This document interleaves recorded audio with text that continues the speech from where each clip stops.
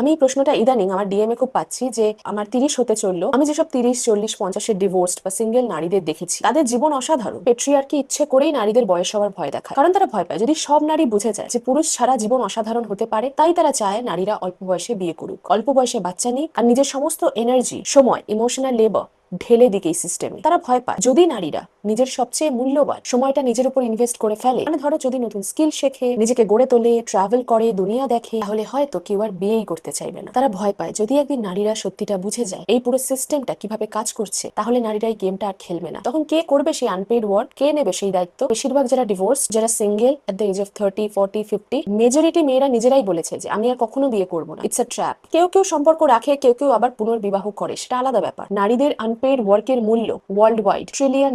যদি একদিন সব নারী একসাথে এই কাজ করা বন্ধ করে দেয়, সমাজ ভেঙে পড়বে। তোমরা হয়তো অনেকেই জানো, কিন্তু যদি না জেনে থাকো, আইসল্যান্ডের নারীরা একদিন স্ট্রাইক করেছিল, আর তার ফল বিশ্বের প্রথম নারী প্রেসিডেন্ট। আরেকটা জিনিস যেটা নারীদের মাথায় ঢুকিয়ে দেওয়া হয়েছে, অ্যান্টি এজিং। এই অ্যান্টি এজিং একটা $multi-billion ইন্ডাস্ট্রি। যদি সব নারী একসঙ্গে বলে যে বয়স বাড়ছে তো কি হয়েছে, ঠিক আছে, আই লাভ মাই রিঙ্কলস, তাহলে এই পুরো ইন্ডাস্ট্রি যাবে কোথায়? আর এই কোম্পানিগুলো সিইও কারা? বেশিরভাগই পুরুষরা। নারীদের ইনসিকিউরিটি থেকে লাভটা কাদের হচ্ছে একটু ভাবো।